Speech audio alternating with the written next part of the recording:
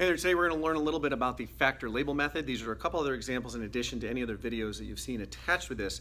And so we have two questions, just random samples dealing with things that are in school or maybe out of school. And so the first one, if you go to school 2 times a week, how many hours are you in school during the school year?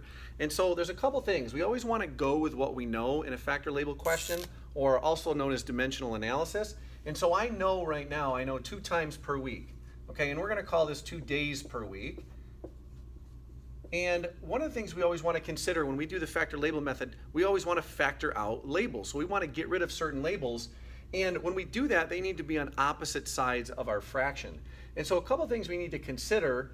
The first thing, we need some conversion values. So I want to talk about school during the year, because a full school year is not 52 weeks like a normal year. A school year is really 40 weeks in 1 year. And how many hours a day on average, if you were in school around 7 o'clock in the morning and you leave at 2, we're going to use that as our number. So that is 7 hours per day that we're actually in school. And so now I have some conversion factors, and you might not always have a number on the top and the bottom, numerator and denominator. Oftentimes, and we'll see in the bottom question, that it's just a number with nothing below it. So I have days per week. It doesn't matter which one I start with. I can start with either or, and I want to convert. So I know I'm going to school 2 days per week, and I know the school year is 40 weeks per 1 year. Now, because they're on opposite sides, one's numerator and one's denominator, that allows me the ability to cancel them out. And then I know that there's 7 hours in a day. So I have 7 hours in 1 day. And I'm going to use a different color that will stick out. We'll cross out our weeks again in a different color. And notice I have all these other units. I have days here and I have days there. And so now I've gone through, I've canceled out my units. What I'm left with, if we go through the whole thing, I'm now left in hours per year. And that's what I wanted to know. If you go to school, how many hours are you in during the year? And so when we do this math, 2 times 40 times 7, when we look at that math, 2 times 40 is 80. Times 7 is 560 hours per year. Okay, that's assuming you, of course, you showed up every day and didn't miss any classes. Our next example, I have a 3-pound sample of salt. How many grams is this? And so again, we go with what we know. We know 3 pounds. That's the only thing that's been given in the question.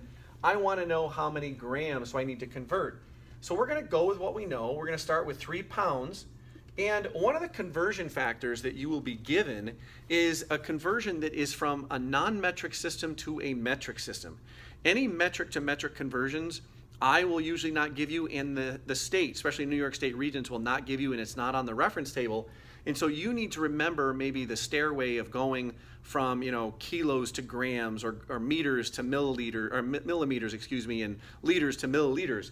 And so you need to remember you're responsible for those values. So 3 pounds, one of the conversions that we do talk about, to get to grams, of course, there's a conversion of 1 kilogram is equal to 2.2 pounds. Now my pounds can cancel out and I'm left with kilograms. And this is where you would need to remember, because I want to solve in grams, I want to know how many grams are in a kilogram. And if you remember, that's 3 steps. 1,000 grams is 1 kilogram. If you were doing your stairway of metric conversions, it's 3 steps away. So really I have 3 times 1, which, remember, you don't have to worry about the mathematics of 1 being in any of your equations. You can just eliminate that and ignore it. But we have 3 times 1,000, and then we are going to divide by 2.2, which, if I remember off the top of my head, 1363.63 repeating. And that would be grams. I'm not doing anything with significant figures at this point. I'm just doing the overall math. And just, thinking about it overall, if we did 3 times 1,000, that's 3,000. And if we rounded this a little bit and just divided by 2, 3,000 divided by 2 is 1,500. So that's pretty close with our math. And so the same process again, my kilograms cancel out.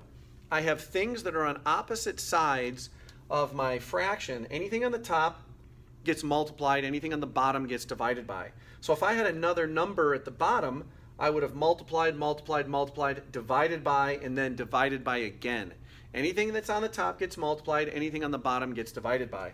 And then one of the other things to consider and remember, anytime I have a number by itself, just remember, like in math class, this is really the number over 1.